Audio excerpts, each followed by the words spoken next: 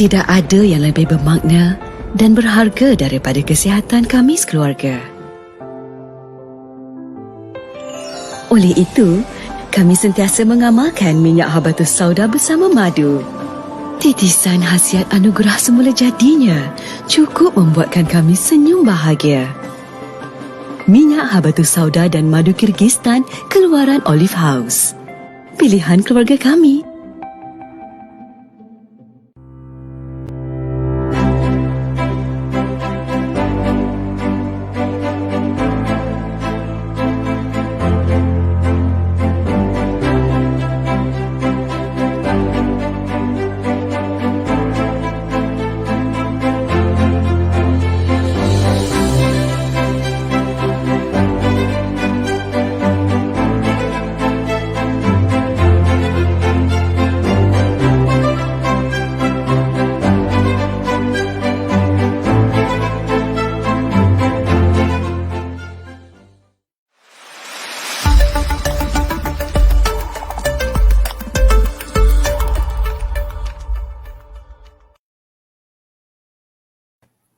Assalamualaikum warahmatullahi wabarakatuh dan selamat malam tuan-tuan, puan-puan yang biasa bersama dengan saya Dr. Zubaidi Haji Ahmad untuk perkongsian pengetahuan dan pengalaman saya sepanjang lebih kurang 25 tahun menjadi doktor pengamal perubatan am.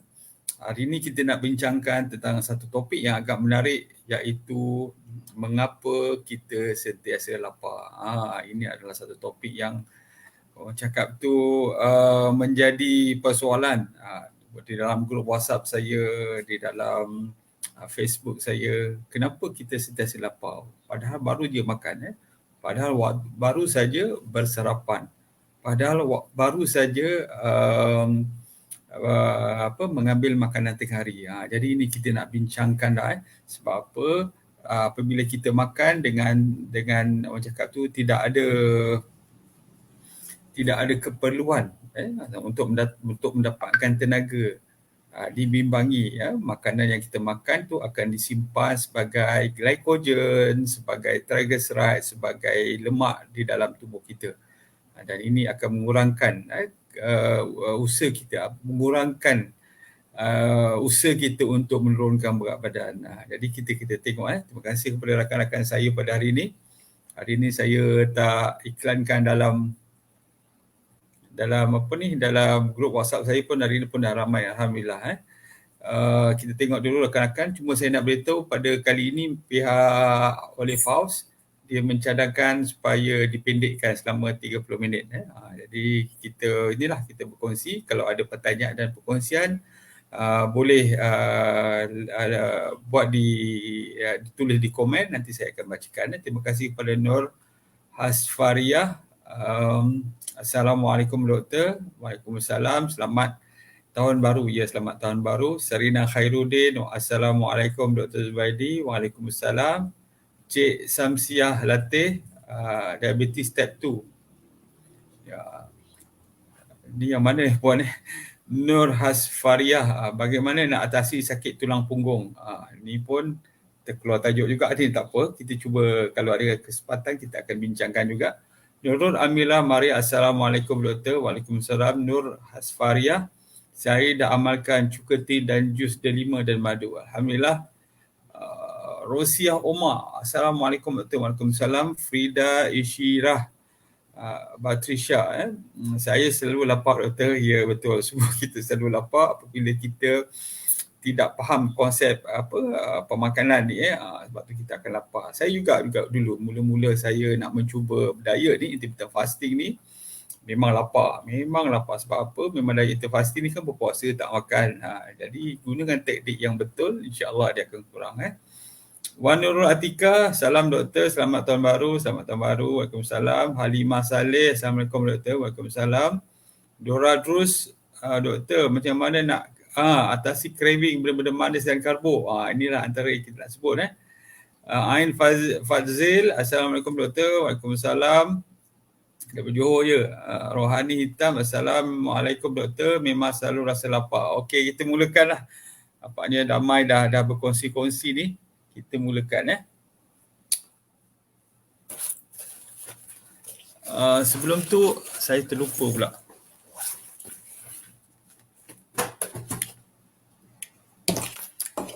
Saya minta maaf, ada teknikal sikit. Okey, kita bincang tentang lapar ni. Sebenarnya lapar ni kenapa kita lapar? Kalau kita faham kenapa kita lapar, barulah kita tahu bagaimana nak mengatasinya. Macam kita mendiagnosakan penyakit kita, kalau kita tak tahu apa punca penyakit kita, contohnya demam, kita tak tahu mengapa ada peningkatan suhu dalam tubuh, kita berasa demam dan akhirnya masalah tu tidak dapat diungkaikan. Jadi apabila kita faham, barulah kita dapat menyelesaikan masalah. Okey, sebenarnya melapar ni apabila otak kita memberitahu pada tubuh, apabila gula dalam darah kita dah semakin menurun, daripada normal dah semakin menurun, otak kita akan beritahu kita bahawa kita ni memerlukan gula atau tenaga untuk kita gunakan sebagai meneruskan aktiviti, kehidupan dan sebagainya. Jadi otak kita ni dia akan pergi pertama sekali, antaranya pergi ke akan memberitahu kita supaya kita mendapatkan makanan lah. Jadi dia punya bagaimana dia punya sensor. Sensor dia ada dua, iaitu dua jenis enzim yang biasa bertindak dalam dalam kita merasakan lapar ni. Pertama sekali adalah yang kita sebut sebagai ghrelin dan juga ghrelin dulu adalah hormon yang mana dia terlibat, dia dikeluarkan pada permukaan perut kita. Jadi bila kita lapar lepas lebih kurang 4 jam, perut kita ni bila ada kekosongan 4 jam tu, dia akan mengeluarkan ghrelin. Ghrelin ni akan pergi ke otak kita dan dia akan memberitahu bahawa kita memerlukan tenaga sebab dah lama dah kosong ni. Sebab perut kita ni dia merasa kenyang hanya dua je, sama ada dia perut kita penuh secara fizikal, secara orang cakap tu, secara mechanical dia akan stretch out, dia akan menyebabkan kita rasa kenyang.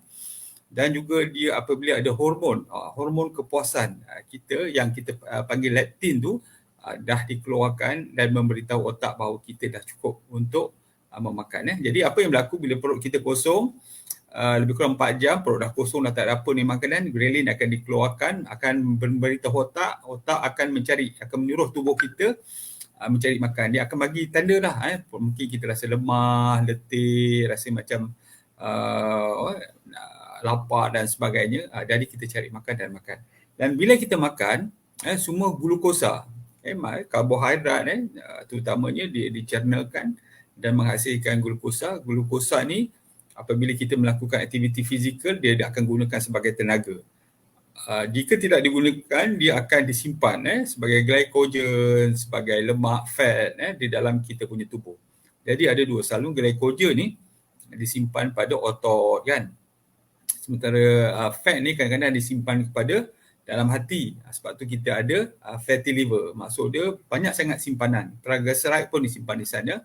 Dan juga disimpan di dalam sel-sel lemak di bawah lapisan kulit kita.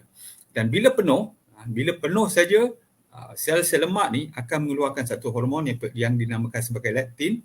Leptin ni akan masuk ke dalam darah dan pergi ke otak dan memberikan tanda bahawa kita ni sudah kekenyangan, cukup, dah rasa puas, dah cukup kenyang. Sebab tu ada setengah orang yang mengalami obesiti, walaupun leptin dah dikeluarkan, tetapi otak ni tidak dapat mengesan. Ini serupa macam kita ada masalah insulin resistant. Yang ini kita sebut sebagai leptin resistant. Leptin resistant. Maksud dia, leptin lebih banyak perlu dikeluarkan supaya otak kita ni sensor bahawa kita ni sudah mengalami kekenyangan, dah cukup dah, tak perlu lagi makan.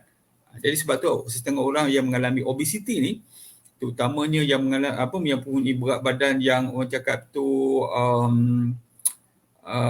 lebih daripada 120 kg, ada yang 150, 200, kemungkinan dia mengalami masalah ini yang kita sebut sebagai leptin resistant.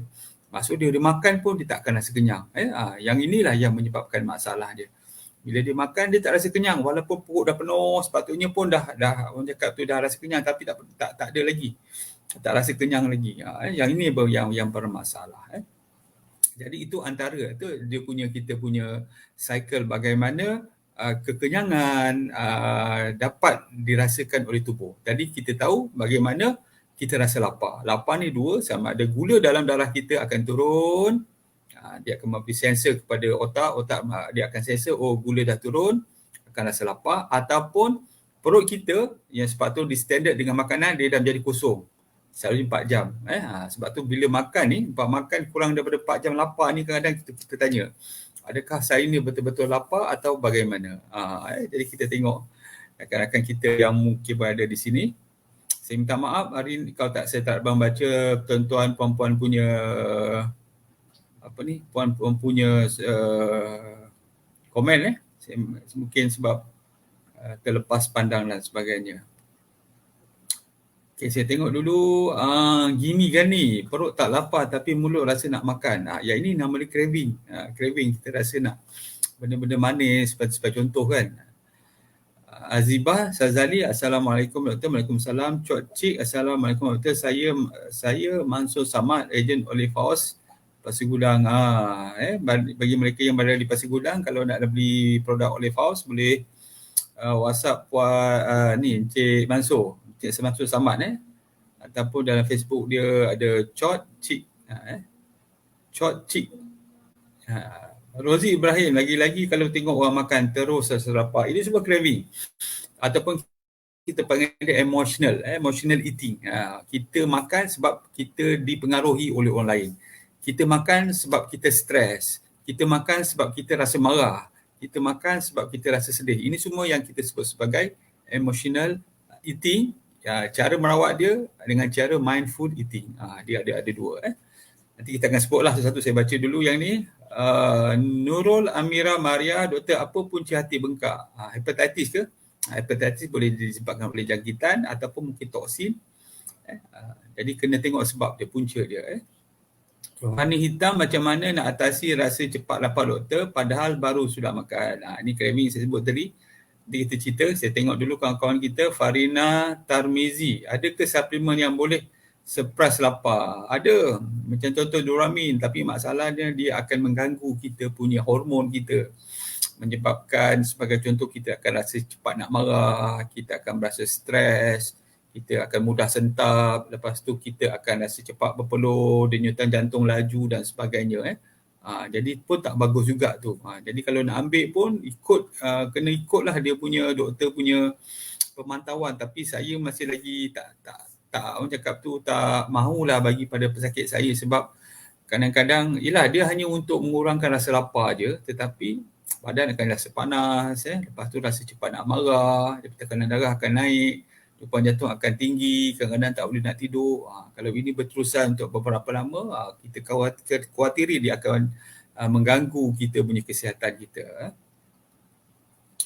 Zahra Hamad, Assalamualaikum Doktor. Orang kencing manis selalu lapar, ada tak cara? Orang kencing manis lapar sebab apa? Macam saya cakap tadi, kenapa kita lapar? Ada dua, gula rendah dan juga perut kosong.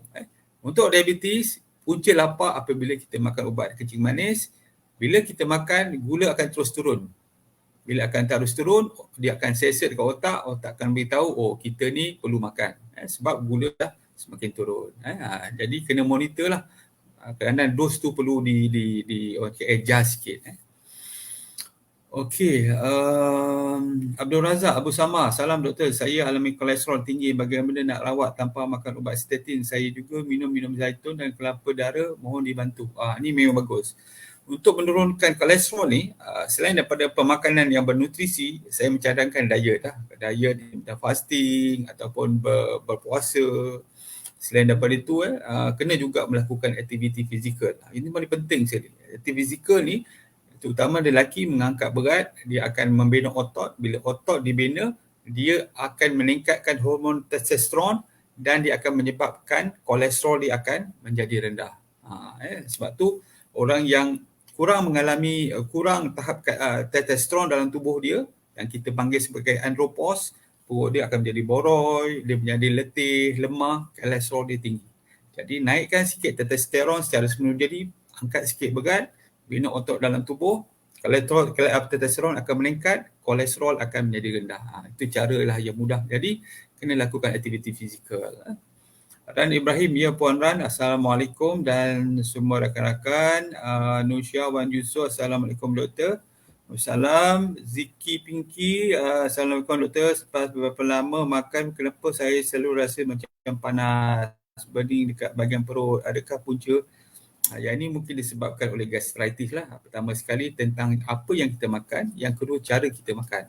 Ni nak cerita ni dia tak boleh jawab satu-satu ni. Jadi dia dah ada banyak tu Okey, terima kasih Puan Frida kerana berkongsi. Jadi kita berceritalah tentang antara punca-punca. Tadi kita dah tahu kenapa kita lapar. Dua, sekali lagi saya sebut, gula dalam darah dia turun, pertama.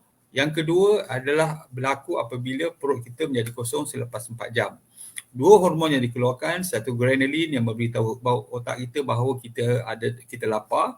Dia akan memberitahu otak kita supaya tubuh kita ni mencari makanan. Itu yang pertama. Yang kedua, bila kita dah makan banyak, lemak disimpan, dia akan mengeluarkan leptin. Leptin pula memberitahu otak kita supaya memberitahu kita dah cukup. Dah banyak dah simpan banyak dah ni, dah cukup. Jadi bagi masalah orang yang obes, yang kita panggil the morbid obesity, yang terlalu gemuk sangat ni, punca dia selalunya disebabkan oleh masalah yang kita sebut sebagai leptin resistant. Maksudnya otak ni tak boleh baca lagi dah leptin tu. Patutnya dia dah bagi signal tapi tak cukup, jadi kena tingkatkan lagi leptin. Maksud dia makan lagi sehingga dah betul-betul orang cakap tu dah banyak disimpan, leptin dah banyak dikeluarkan, barulah otak beritahu okey dah cukup dah, saya bau kenyang. Jadi itulah dia punya cerita dia. Okey, pertama dia kenapa kita merasa tidak lapar ataupun kita minta maaf. Mengapa kita selalu rasa lapar? Mengapa kita selalu lapar? Pertama sekali adalah kita mengalami apa yang disebut sebagai sugar craving. Sugar craving ni memanglah satu benda yang agak dominan, terutamanya bagi mereka yang biasa makan banyak refined karbohidrat. Kita makan refined karbohidrat, kena faham apa dia refined karbohidrat. Refined karbohidrat adalah karbohidrat yang diproses. Apa dia karbohidrat yang diproses? Selalunya 3. Pertama sekali yang kita sebut selalu 3P. Tepung putih, gula putih dan juga beras putih. Jadi semua produk-produk ni, sama ada nasi beras putih, kita buat kuih, kita buat roti canai, lepas tu kita minum air yang manis dan sebagainya, dia mempunyai produk-produk makanan ni mempunyai glycemic index yang tinggi. Jadi apa yang berlaku? Apabila kita makan, contohlah kita breakfast pukul 8 pagi, roti canai 2 keping, teh tarik kan. Lepas tu apa yang berlaku? Bila kita makan je, gula akan diserap ke dalam tubuh dengan cepat dan menyebabkan lonjakan tahap gula dalam tubuh kita. Kalau kita bukan diabetes, dia akan sampai pergi ke maksimum lah. Sebab apa? Insulin dah start keluar. Kalau kita ada diabetes, mungkin dia akan melonjak ke atas sebab insulin tidak banyak yang keluar. Sampai 15 kadang-kadang. Dan apa yang berlaku bagi orang normal, yang ini yang kita sebut sebagai sugar craving, ialah apabila gula tinggi, insulin banyak dikeluarkan. Bila insulin banyak dikeluarkan, gula akan perlahan-lahan akan turun dalam masa 2 jam. Sebab tu orang kencing manis, dia kena cek gula 2 jam selepas makan. Sepatutnya normal. Kalau tak normal, dia ada masalah. Jadi bagi mereka yang mengalami sugar craving, selepas 2 jam, dia akan turun dengan cepat dan laju sebabkan banyak insulin yang keluar.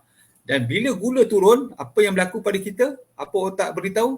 Kita rasa lapar balik kan. Lepas 2 jam lapar balik, kerana tak sampai 2 jam lapar balik. Sebab tu tips dia pertama sekali, kurangkan pengambilan refined karbohidrat. Kurangkan pengambilan refined karbohidrat. Dia akan menyebabkan sugar craving. Lepas gula dah turun, kita pun rasa lapar, kita akan terasa kalau dapat benda-benda manis ni sedap ni, pergi order teh tarik lagi. Teh tarik minum, gula akan tinggi, baru kita rasa puas, rasa bertenaga, rasa baru bersemangat dan sebagainya. Ini yang disebut sebagai sugar craving. Itu yang pertama. Tip yang kedua, apabila kita rasa lapar ni sebelum 4 jam ni, terutama mereka yang mengamalkan diet intermittent fasting ni, saya mencadangkan minum air kosong dulu. Sebab otak kita ni kadang-kadang di-confuse. Ini tip yang kedua. Otak kita ni confuse sama ada kita ni betul-betul lapar atau kita ni betul-betul haus. Sebab tu minum air dulu, 1 gelas, 2 gelas. Kemudian lihat. Kalau sebagai contoh, lepas minum air tu kita dah tak ada rasa keinginan. Dah tak ada rasa lapar. Yang ini bukan disebabkan oleh kita kekurangan gula sebenarnya. Ini kita kekurangan air dalam tubuh. Sebab air ni perlu untuk metabolisme karbohidrat dan gula untuk dijadikan sebagai tenaga. Jadi cuba minum air dulu. Sebab tu bagi mereka yang mengamalkan diet intermittent fasting, saya cadangkan memang ada bekas 2 liter letak di tepi waktu kerja kan, ataupun letak di pantry ke, tapi eloknya letak di meja kita sebab kadang-kadang kita malas nak pergi pantry kerana terlalu sibuk. Jadi pastikan kita minum air yang secukupnya. Jadi nak tentukan air yang secukupnya, bila kita kencing, kita tengok air kencing kita tidak terlalu pekat, tidak terlalu hancing, dan juga dalam amount yang mencukupi, tidak terlalu sedikit. Itu tips yang kedua. Pertama sekali saya sebut tadi tentang sugar craving, kurangkan pengambilan karbohidrat ringkas. Yang kedua, kita minum cukup air. Okey, yang ketiga apa? Yang ketiga adalah apabila kita dah kurang pengambilan karbo, kita ambil sedikit minyak, lemak dan juga protein. Jadi bagi mereka yang contoh nak kurangkan berat badan, antaranya ialah kita kalau tak, kita makan nasi lemak lagi tiap-tiap hari, kita makan roti canai, kita makan mi goreng, kan, yang ialah kalau kita bekerja di ladang ke, di kebun ke, tak apa masalah, tapi kita kerja duduk kat office, duduk je kan. Jadi itu yang menyebabkan masalah ni. Masalah apa? Masalah penyimpanan semua gula dalam tubuh kita ni. Jadi apa yang kita boleh buat ialah kita cari makanan yang mempunyai nilai protein yang lebih tinggi. Contoh kita letak telur. Jadi saya cadangkanlah mungkin telur rebus ke, telur separuh masak ke, ambil dengan whole meal bread. Boleh cecah kat situ, kita makan, letak sikitlah kicap ke, letak sikit peppers untuk membakar kita punya, meningkatkan BMR kita. Pepper ni bagus. Jadi kita makan tu, jadi kita mengurangkan pengambilan karbohidrat. Sebab kalau kita mengambil karbohidrat terlalu tinggi, dia akan menjadi masalah ni lah, masalah cepat lapar. Jadi kita tingkatkan pengambilan protein dan lemak. Lemak apa yang nak kita ambil?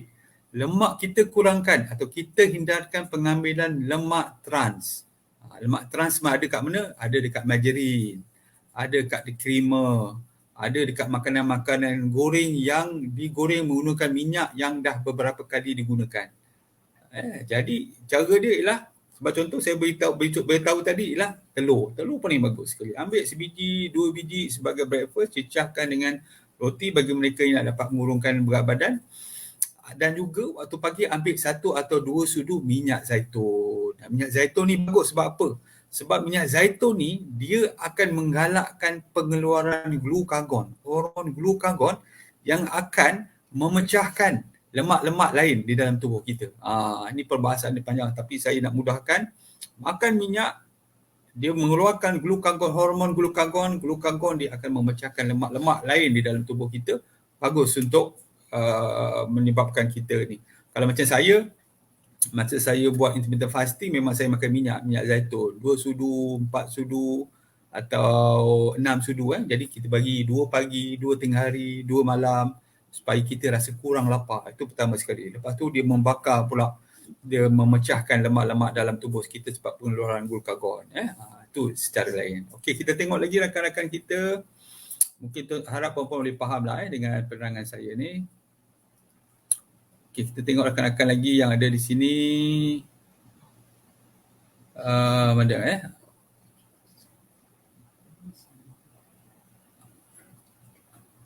Okay, minta maaf saya tengok sekali lagi. Siapa ni? Alimah Abdullah. Terima kasih kerana perkongsian doktor. Okay, Mas Jan Mahmud. Waalaikumsalam, selamat malam. Saya kadang rasa lapar. Saya amalkan minum air. Ya, betul. Minum air, makan minyak. Minyak ni pun kita tak ambil banyak. 1 sudu, 2 sudu je. Bukan ambil banyak. Jadi kalori pun tak terlalu banyak lah sebenarnya. Dan dia bagus sebab dia akan menggalakkan pengeluaran glukagon. Farina Tarmizi, macam mana nak tingkatkan metabolisme dalam badan? Antaranya ialah bila kita makan tu kita ambil pepper, kita ambil cili lada. Itu akan meningkatkan metabolisme ketika kita makan. Dia akan menyebabkan kita rasa panas, berpeluh. Lepas tu lepas makan jangan kita duduk saja, kita banyakkan bergerak, tak payah berlari, berjalan pun dah okey. Kita berjalan pergi office carilah jalan yang jauh sikit, jangan kita rasa malas sebab kita memang nak sihat, jadi buat apa kita malas. Jalan cuba belajar naik tangga satu tingkat, contoh kita punya tempat kerja tingkat yang kelima, okey, naik tingkat satu menggunakan tangga, lepas tu seterusnya kita naik lift. Yang itu pun dah membantu kita untuk meningkatkan metabolisme. Selain daripada tu, air kosong pun meningkatkan metabolisme sebab air ni, H2O ni digunakan untuk memecahkan gula dalam tubuh kita. Jadi minum air yang cukup. Okay, Jati, terima kasih. Raja Ahmad Tarmizi, lemak pada daging selamat tak untuk makan? Okey, lemak pada daging ni adalah saturated fat.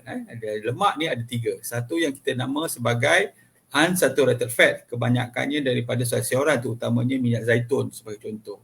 Yang kedua, kita ada saturated fat daripada lemak yang daripada haiwan, itu confirm saturated fat, dan juga sebahagian daripada tumbuh-tumbuhan, contohnya minyak kelapa. Dan kita ada juga yang kita sebut sebagai trans fat. Apa dia trans fat? Trans fat adalah lemak. Lemak yang bertukar dia punya struktur kimia dia, menyebabkan dia ni meningkatkan inflammation, keradangan dalam tubuh, dan dia juga menyebabkan kenaikan kolesterol yang tidak bagus di dalam tubuh kita, iaitu LDL. Jadi dia berbahaya. Jadi daging ni mempunyai lemak saturated fat. Lemak saturated fat ni dia akan meningkatkan total kolesterol, dia akan meningkatkan LDL, kolesterol yang tak bagus, tetapi dia juga meningkatkan HDL. Jadi pengambilan dia lemak yang bagus dan lemak yang tak bagus dia sama, dia akan naikkan bersama-sama. Sebab tu pengambilannya jangan terlalu banyak. Mungkin seminggu sekali, seminggu 2 kali ambil pun jangan terlalu banyak untuk daging-daging ni, daging-daging merah terutamanya. Dia sangat memberi, orang cakap tu manfaat pada tubuh kita. Sebab kebanyakan penyakit pun kita disebabkan sangat kita makan daging merah. Jadi saya cadangkan untuk orang yang mengamalkan diet ni, kurangkan pengambilan daging merah sebab dia ada saturated fat dekat situ. Ambil sesekali dalam kuantiti yang sederhana, insya-Allah. Songkok Singat, Assalamualaikum Doktor. Waalaikumsalam. Rozi Ibrahim, Doktor, adakah pesakit diabetes dibolehkan ambil minyak zaitun waktu pagi? Saya nak tanya kenapa tidak? Kenapa tidak boleh? Tidak boleh. Penyakit diabetes kenapa tak boleh? Penyakit diabetes tidak boleh mengambil refined karbohidrat. Bila ambil, dia akan mencunak. Sebab dia akan tinggi. Sebab refined karbohidrat adalah karbohidrat yang dah tersedia gula-gula ringkas tau. Glukosa, fruktosa. Bila kita makan, dia terus masuk ke dalam tubuh dan meningkatkan tahap gula. Bagi orang diabetes, minyak zaitun bukannya gula. Itu bukannya gula. Jadi dia tak ada kena-mengena dengan peningkatan gula dalam tubuh kita. Jangan kena faham tu. Dia adalah lemak. Lemak ni bagus dalam tubuh kita sebab bila kita ambil lemak banyak, sikit daripada biasa, dan juga protein lebih daripada biasa, kita akan mengurangkan pengambilan karbo. Sebab makronutrien ada 3 je. Karbohidrat, lemak dan juga protein. Kalau kita ambil banyak sebagai contoh nasi kan, sudah tentu kita kurang ambil daging, kita kurang ambil sayur kan, kalau kita ambil banyak nasi kan. Tapi kalau sebagai contoh kita ambil lebih banyak daging, sudah tentu nasi kita akan kurangkan sebab kita akan kenyang, cepat kenyang. Sebab tu orang yang ada diabetes tak ada masalah untuk mengambil minyak zaitun. Haji Muhammad Hussein, Assalamualaikum Doktor. Waalaikumsalam. Tuan Haji daripada Bandar Tenggara ya. Faiz Izzah, kalau orang penyakit kolesterol elok tak makan kambing? Itu saya cakap tadi, kambing adalah saturated fat. Bila kita makan terlalu banyak, dia akan meningkatkan total kolesterol, HDL iaitu kolesterol yang baik, dan dia juga meningkatkan kolesterol yang jahat, LDL. Jadi kalau nak ambil secara bersederhana.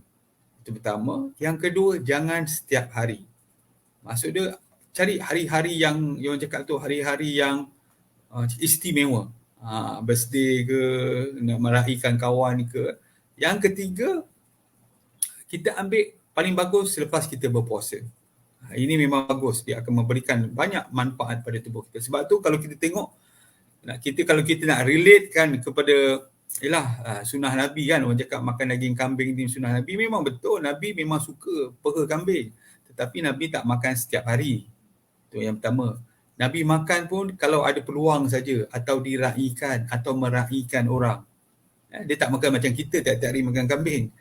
Kalau makan pun Nabi selalu bila lapar betul, dah lepas berpuasa baru dia makan. Dia tak macam kita kan, perut kenyang kita pergi lagi makan kambing bakar lah, lepas tu kita makan lagi lah nasi Arab kambing lah, besok kan kita makan lagi makan kambing kan.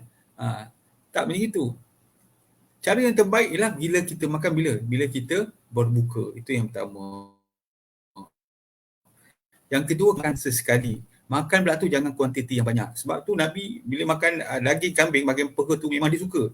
Tetapi tidak bermakna dia makan tiap-tiap hari. Dia makan sesekali bila diraikan, dia datang mungkin ke rumah orang meraikan dia, ataupun pada masa tu ada kabilah daripada luar datang kan. Lepas tu sahabat membuatkan daging kambing, jadi Nabi pun makan sekali. Nabi dalam keadaan sederhana tuan-tuan. Dia bukan macam kita selalu makan kambing. Jadi kambing tu bagus, tetapi jangan makan selalu. Okey, Marlana. Terima kasih. Alhamdulillah doktor atas perkongsian. Sama-sama. Laura Haikal. Salam doktor, macam mana nak buang lemak dan selulit dalam tubuh kita? Memang lemak ni pertama sekali ada dua lah cara. Pertama sekali pengawlan makanan.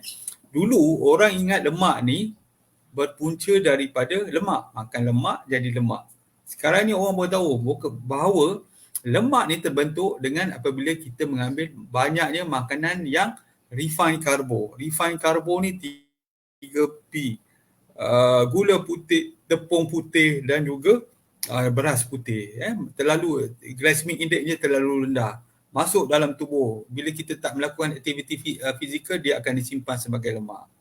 Sebab tu, cara nak mengurangkan lemak, pertama sekali kurangkan benda-benda yang manis. Itu nombor satu. Orang dapat kurangkan benda manis ni pun dapat turun dah 5 kilo. Lagi kalau dia sebagai contoh dia ubah beras pengamalan beras daripada beras putih mungkin ambil beras rebus, parboiled ataupun beras perang yang lebih banyak fiber dia bagus untuk tubuh dia. Ataupun dikurangkan pemakanan tepung putih. Tepung putih ni bukan sebab masalah gluten saja, tetapi dia refined carbo. Yang itu yang agak bahaya sikit, yang akan merosakkan program penurunan berat badan.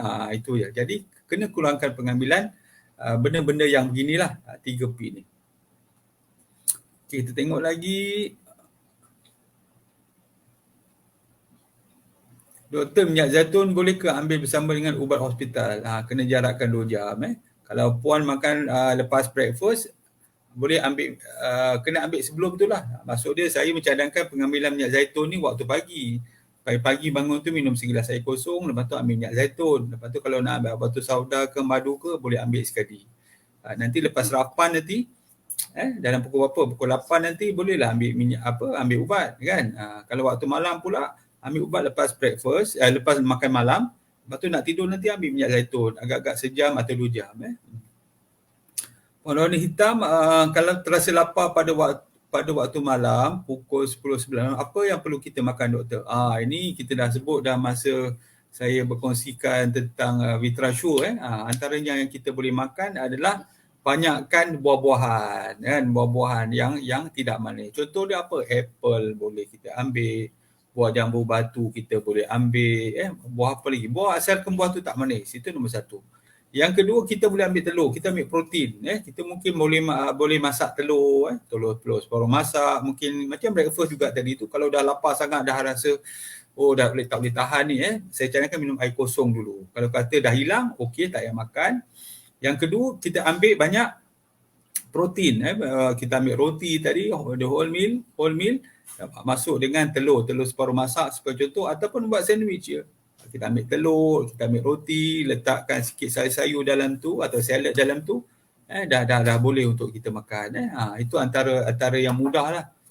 Kalau kita makan nasi, itulah masalahnya. Itu yang menyebabkan susah kita menurunkan berat badan. Nurul Iman, makan kambing memang baik tapi jangan setiap hari. Makan time hari istimewa, betul. Masih kenduri dan jangan terlalu banyak, betul. Ini yang selalu kita buat kan. Contoh dia birthday anak, kita buatlah makan kambing. Contoh kan kita makan apa, nasi Arab kambing ke, contohlah kan. Jadi benda tu kita akan terasa nikmat. Masalah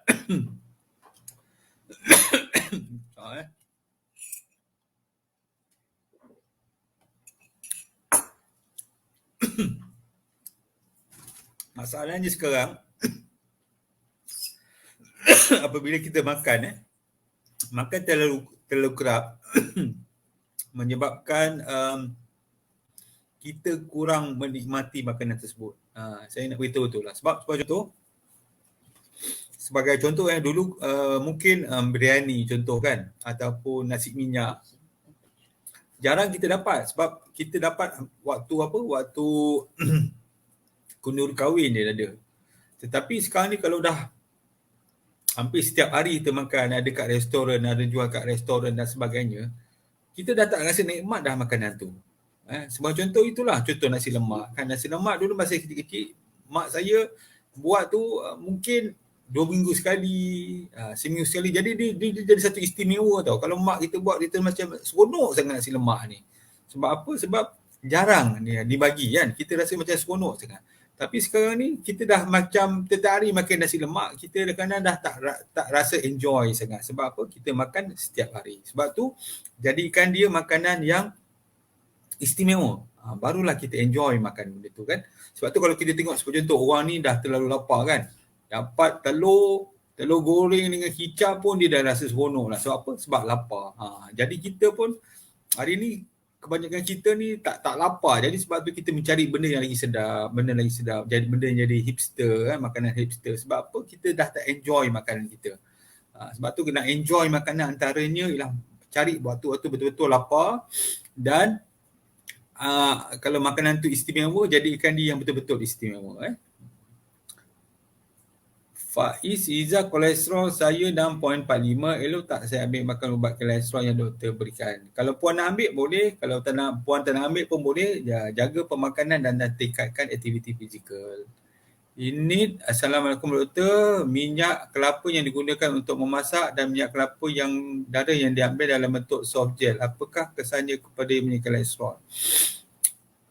Okey, untuk menggoreng sebenarnya selalu saya mencadangkan dua jenis minyak, iaitu minyak kelapa dan juga minyak sawit. Yang ni bagus kita gunakan dia. Sebab apa? Sebab kita punya tahap didih dia, boiling point dia tu, dia agak tinggi. Jadi waktu kita menggoreng tu, dia menggunakan suhu yang tinggi, jadi memang sesuai sama ada minyak kelapa ataupun minyak sawit. Cuma jangan menggunakannya terlalu berulang-ulang kali, sebab apabila dipanaskan berkali-kali, molekul minyak itu akan bertukar menjadi trans fat. Sebab tu selepas mungkin 4 kali, 5 kali kena buang, kalau tak dia dah tukar menjadi trans fat, dia masuk dalam makanan kita menyebabkan kolesterol kita tinggi. Yang paling bagus itu. Jadi yang minyak yang kita goreng ni selalunya dia tidak menggunakan teknologi cold press. Minyak kelapa dara ni yang letak dalam bentuk soft gel ni, sebab tu cari yang betul-betul kelapa dara, sama ada dalam bentuk minyak ataupun dalam soft gel. Sebab dia adalah cold press, maksud dia diperah secara langsung mengeluarkan minyak.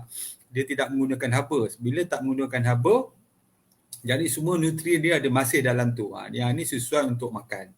Kalau yang masak tu, minyak kelapa yang masak selalunya dah refine, dah diproses, buang rasa dia. Sebab tu dia punya nutrien dah kurang. Lagipun bila dia dipanaskan lagi lah, dia punya nutrien menjadi kurang. Sesuai untuk menggoreng, tetapi itulah cakap ni, bila gunakan terlalu banyak, dia boleh chemical menjadi berubah, dia akan meningkatkan kolesterol. Saya ingat penjelasan yang mudah tu puan dapat faham. Randia Akid, terima kasih berkongsi. Hima Hassan, Assalamualaikum, saya nak tanya, selain daripada makan nasi dan makan apa yang selain dari makan nasi, nak makan apa untuk gastrik? Gastrik ni pertama sekali kalau saya cadangkan ialah saya mengambil minyak zaitun lah. Sebab dia akan membentuk satu lapisan yang melindungi perut kita daripada asid yang dikeluarkan ketika kita makan. Bila kita makan ni, bila kita makan saja asid akan dikeluarkan. Tapi sebagai contoh, ada setengah orang tu perlindungan pada permukaan dalam perut dia menjadi nipis. Itu yang apabila asid bersentuh dengan lapisan perut kita, dia akan menjadi pedih, dia akan menjadi keradangan dan akhirnya menjadi luka. Jadi untuk meningkatkan yang kita sebut sebagai mucin ni, lapisan pelindung dalam perut ni, kita ambil minyak zaitun 2 kali dan 3 kali sehari. Dia sangat membantu kita bagi orang yang ada gastritis dan GERD.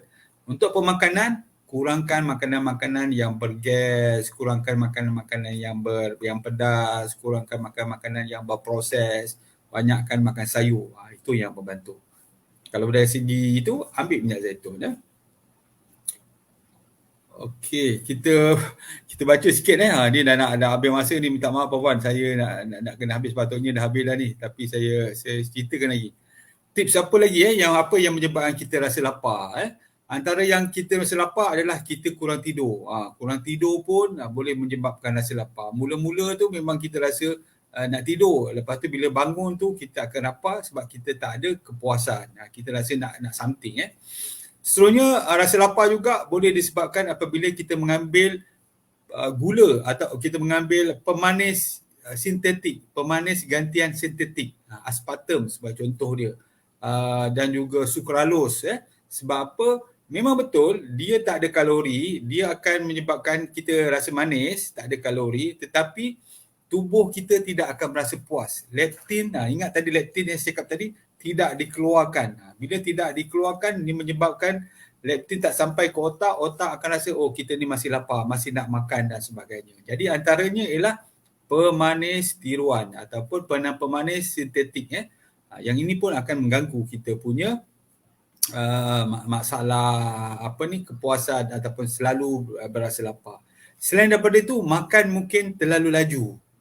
Terlalu laju ni sebab tu kena makan dengan beringat. Sebab tu dalam Islam pun kita kena mula-mula basuh tangan, kita baca doa. Walaupun kita rasa lapar, makanan dah sedia kan, kita pergi basuh tangan, kita berdoa, kita duduk, kita ambil makan kunyah 40 kali. Itu sebenarnya banyak dia punya faedah. Ramai orang tak tahu. Bila kita makan perlahan-lahan, enzim dikeluarkan secukupnya. Tidaklah menyebabkan kita menghadapi masalah penghadaman. Sebab enzim tak cukup, dia dah masuk dalam perut kita. Bila kita tengok makanan je, pertama sekali amylis dah keluar. Daripada kita punya parotid gland kita kan dah keluar. Lepas tu bila kita makan, dia terus karbohidrat terus dihadamkan. Kan? Bila masuk ke dalam perut, kat situ macam-macam ada enzim lain. Sebab tu kita kena makan secara berhati-hati yang disebut sebagai mindful eating. Mindful eating. Kita bila makan tu menikmati. Sebab tu kalau nak mindful eating ni kena makan menggunakan apa? Menggunakan tangan. Basuh tangan, kita pegang makanan kita. Kita rasa makanan kita semua dia akan memberi kepuasan. Sebab tu orang yang pakai sudu ataupun garpu makan dia makan laju, dia tak memberi kepuasan. Dia akan zup, dia tak ada. Sebab tu kita kena pegang makanan kita. Kita rasa. Bila kita makan pelan-pelan masuk ke mulut, kita ada bau, dia akan memberikan kepuasan. Lepas tu kita kunyah. Ini semua antara yang menyebabkan kita rasa seronok makan, rasa macam kenyang makan. Kalau tak percaya, tuan-tuan pergi tengok TV ketika makan, ataupun tengok video YouTube masa makan. Makan, dah habis. Ada lagi tak? Kekenyangan tu tak akan dapat dirasa. Sebab apa? Kita meninggalkan benda tu. Jadi mindful eating ni ada satu topik yang besar, insya-Allah lain kali kita akan sebut. Last kali yang mungkin yang saya nak sebut ialah orang yang ada diabetes. Orang yang ada diabetes ni memang cepat lapar disebabkan oleh dia mengambil ubat kencing manis. Orang diabetes akan mengalami hypoglycemia ataupun kekurangan gula dalam tubuh sebab dia mengambil gula diabetes. Mengambil ubat kencing manis. Dia mengalami hypoglycemia akibat mengambil ubat kencing manis. Kalau dia tak ambil ubat kencing manis, dia tak mengalami hypoglycemia. Itu kena ingat. Sebab tu apabila seorang pesakit diabetes mengalami hypoglycemia, dos ubat yang diberikan harus di-adjustkan. Bukannya kita kena makan lebih banyak. Itu salah tu. Kita bukan itu cara dia. Cara dia ialah kita kurangkan dos pengambilan ubat. Makan macam biasa, kurangkan dos. Setengah orang tu dia dah kurang makan sebab dia betul-betul menjaga. Jadi kurangkan lagi dos, kurangkan dia. Lama-lama dah tak perlu makan ubat lagi, mungkin sebab gula pun dah normal. Okey, kita tengok rakan-rakan kita sebelum kita berhenti. Terima kasih Noriman kerana mencatat. Akhir Muhammad, Assalamualaikum Doktor. Kolesterol ada kaitan tak peningkatan bilirubin dalam darah? Tidak ada. Tidak ada. Kolesterol tidak ada. Okey, pil gesik elok tak makan kalau ada kolesterol. Pil garlic, boleh ambil. Garlic pun bagus ya. Tetapi kesannya perlahan lah. Kesannya perlahan. Dan juga perlu juga sebab tu saya kalau ambil suplemen ni, saya tak cadangkan menggantikan ubat tau perempuan Sebab contoh kita tahu teh misai kucing ni bagus untuk orang diabetes sebab dia akan menurunkan sedikit gula dalam tubuh kita. Tetapi dia tak boleh nak orang cakap tu nak menggantikan ubat diabetes sebab dia punya kesan tu tak berapa kuat dan dia perlahan. Kalau nak setakat nak ambil petang-petang tu ambil teh misai kucing untuk orang yang diabetes ni bagus, dia akan mengurangkan gula Tapi menggantikan tu, itu pada saya tak sesuai lagi lah, terutama kalau mereka yang mempunyai tahap gula yang tinggi. Jadi apa yang perlu buat ialah, selain daripada pengambilan suplemen, ialah macam tadi tu teh misai kucing tadi, lakukan juga aktiviti fizikal. Lakukan aktiviti fizikal. Okey, lakukan aktiviti fizikal. Okey. Sebab bila kita lakukan aktiviti fizikal, dia akan membantu kita untuk mengurangkan gula dalam tubuh. Jadi sebab tu dia kena ambil beberapa step. Jaga makan, tinggalkan aktiviti fizikal, ambil sikit suplemen dan teruskan ubat-ubat. Kemungkinan gula kita akan menjadi lebih cantik. Lepas tu kita kurangkan ubat, dos ubat perlahan-lahan. Itulah cara yang betul. Jangan terus berhenti sebab kita bimbang gula yang terlalu tinggi tu tidak dapat diturunkan oleh suplemen yang kita ambil, terutamanya ialah contoh herba dan sebagainya. Dia bagus tetapi dia mengambil masa yang agak panjang sikit. Jadi ambil secara pengurangan dos tu haruslah beransur-ansur. Okey, seterusnya Malisa Moen, salam doktor. Saya ada minum minyak zaitun tapi degupan saya jadi laju. Kenapa doktor? Ini tak ada kaitan dengan minyak. Mungkin banyak faktor lah, mungkin rasa dia kelat puan tak biasa dengan dia, itu menyebabkan panik rasa akan laju, tetapi dia tidak menyebabkan degupan jantung laju secara amnya. Mungkin puan ada masalah, itulah tadi anxiety, panik bila rasa pahit dah puan rasa macam tak sedap dan sebagainya, dia akan laju dan sebagainya. Muhammad Hazli Ismail, macam mana nak beli minyak zaitun? Tadi kita ada ramai penjual-penjual minyak zaitun olive oil di sini. Antaranya bolehlah mesej ataupun mesej saya sini 0197022391. Kemudian Akhir Muhammad, salam doktor, cukutin boleh tak dimakan selepas makan? Tak, memang bagus. Cukutin memang bagus, dia akan menstabilkan gula. Memang dalam kajian, ambil satu sudu kecil cukutin, letak dalam satu gelas air kosong, kita bancuh, makan. Selepas makan, dia akan membantu untuk menstabilkan gula dan tekanan darah. Ini kajian sains lah, kajian daripada jurnal Clinical Nutrition dan juga jurnal European Journal of Nutrition. Nismasno, doktor, kalau ada pedih ulu hati, boleh tak makan cuka puatin? Kalau nak ambil, boleh ambil selepas makan. Jangan dengan perut kosong. Dan itu pun dicairkan dalam satu gelas. Junaidah Man, Assalamualaikum warahmatullahi wabarakatuh. Waalaikumsalam. Dan okey tuan-tuan dan puan-puan, terima kasih kerana bersama saya untuk perkongsian yang ringkas ini. Mungkin tuan-tuan mungkin bila baru mendengar tu terasa macam tak boleh nak masuk, masih lagi suka untuk dihadam dan sebagainya. Tetapi apabila tuan-tuan mendengar berkali-kali perkongsian saya berkaitan dengan pemakanan ni, pelan-pelan tuan amalkan dan sebagainya, insya-Allah dia akan memberikan manfaat, kita boleh faham dan sebagainya. Jadi terima kasih kerana bersama saya pada malam ni. Kita jumpa lagi minggu depan pada pukul 9 malam. Kita ubah 9 malam. Terima kasih. Assalamualaikum.